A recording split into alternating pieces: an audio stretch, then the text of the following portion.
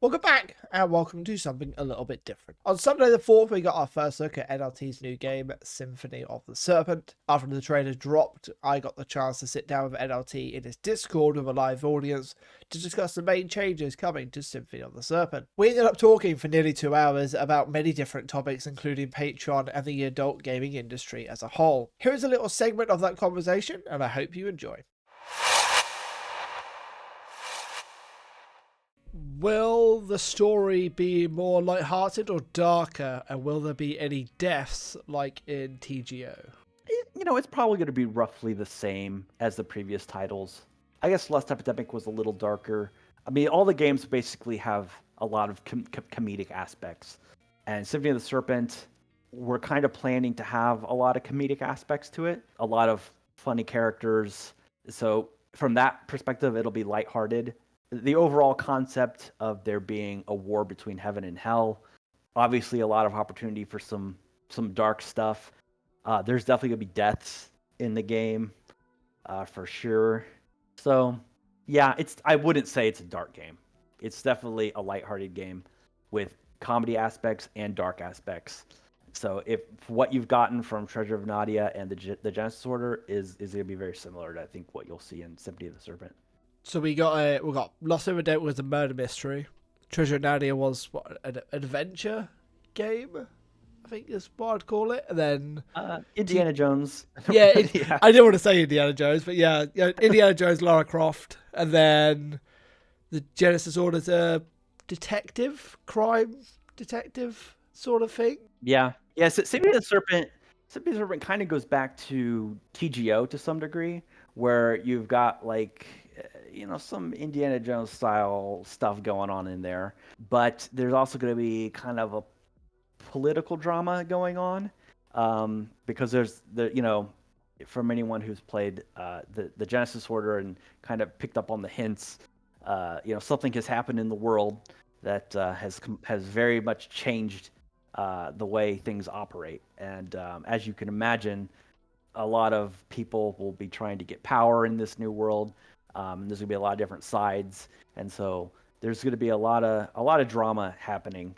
So I would guess that Symphony of the Serpent is gonna be kind of a return to the exploration / Lara Croft style of Treasure of Nadia, but adding this political drama aspect to it, and it's gonna be more expansive as far as places you can go.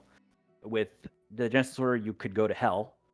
But Hell was pretty limited in size. There's going to be more places you can go in the away from Earth in Symphony of the Serpent. So, yeah, I think that the scale is going to feel larger in Symphony of the Serpent. Yeah, that's basically what it'll be. How will the gameplay be improved using the asymmetric view? Will the overall exploration of levels be similar to the previous 3 games? Yeah, it'll be pretty similar. I think it'll just look better. You'll get a sense of space better in an isometric view. And what we want to do is we want to have different types of different scales too, to where basically, if you're in a small room, you could be pretty close. You could be pretty close to your character. And if you're in a wide view area, you'd be further away from your character. So it'll feel different, and I think it'll improve the look overall. I think you'll get a sense of space a lot better in Symphony of the Serpent with the different views, the different levels of zoom and stuff like that. We have a question that I meant to ask as well. This might be creeping into spoiler territory, but who is going to be the comedic relief character? Elhi had Amanda's sons. Treasure of Nadia had Alia, as well as Albert, I'd add to that, and TGO has Hannah. Who's filling that role in Symphony of the Serpent? Symphony of the Serpent, that was actually something we put a lot of thought into. With Symphony of the Serpent, I've always thought that kind of the biggest strengths of the previous games have been the comedy aspects and the characters that provide that. And the most fun I ever had in TGO was writing for Hannah. I think Hannah's a super fun character to write for, and I think most people agree that she's one of the best characters in the game because of her personality. And then in Treasure of Nadia, you had Albert, which was a lot of fun. But Treasure of Nadia had more comic relief, I think, because even the park ranger Michael was, he was funny. Ash was funny. Aaliyah was funny, but a little bit controversial. Not everyone found her funny. With Symphony of the Serpent, we're kind of returning to we're having several characters that are specifically going to be personalities that kind of lend to a comedy feel. Layla is going to be her. The plan is to have her be a very funny character. I wonder how much I could say. God is going to be in the game, and he might be a little bit funny. Was he in the trailer? Yes, he's in the trailer. It's like it's pretty obvious that's who it is, so I might as well just say it. It looked very Greek mythology to me, so I was trying to work out if it was like Pisces or like or like one Well, of the Greek gods or. we'll see kind of how he develops in the story of what specific god he is. But for now, yeah, you could kind of tell in the trailer. He's not all upstairs. Um, who else? Amira's son is a pretty crazy character. Um, I think Julia has opportunity for comedy. Actually, both of the, well, let me be careful with my language. Some of the demons in Symphony of the Serpent have plenty of opportunity to be some pretty funny characters. Wait, there's more than one demon? I won't say how many there are, but yeah. I'll also say that I'll just go ahead and drop this now. The mythical characters in the game are all based off of real mythology. I didn't make anybody up. In the previous titles, Demalius was a completely made up character. He doesn't exist in actual mythology. Lilith obviously does exist in mythology. Yes. So she was a real character. All the characters in Symphony of the Serpent, well, I say all. Who knows what I might invent in the future. But as of now, all the characters in Symphony of the Serpent are based off of real mythology. You've already mentioned that the game is going to be bigger than the other ones.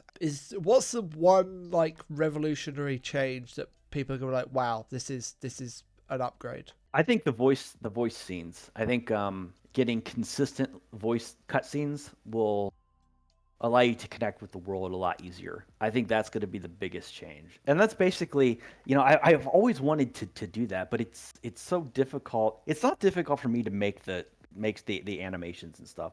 What's difficult is organizing all the people that need to be involved to pull something like that off. Going forward, that'll be a really cool aspect. Instead of just reading about what's going on or seeing sprites move on the screen, which gets the job done, but it's not as interesting as an animated cut scene. And those are some of the most fun things to make.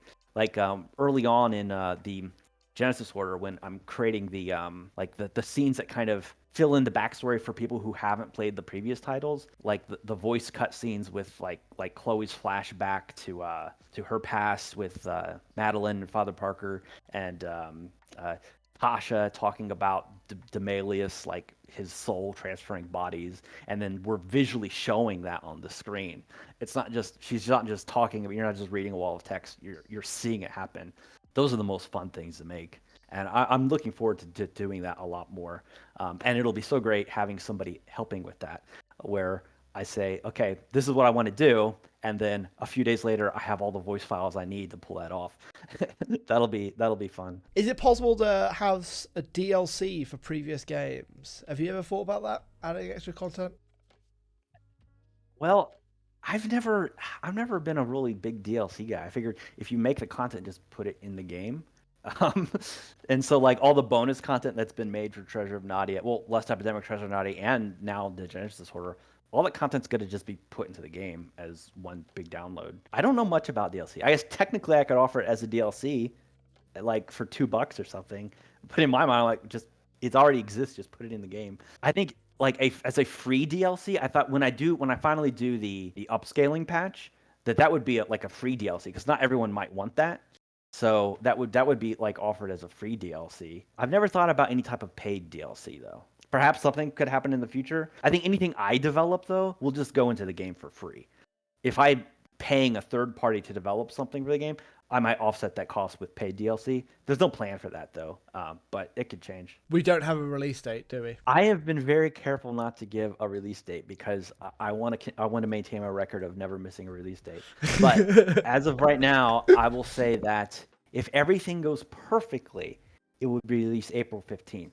And if everything goes horribly, it would release July 15th. So it's going to be between those 2 days.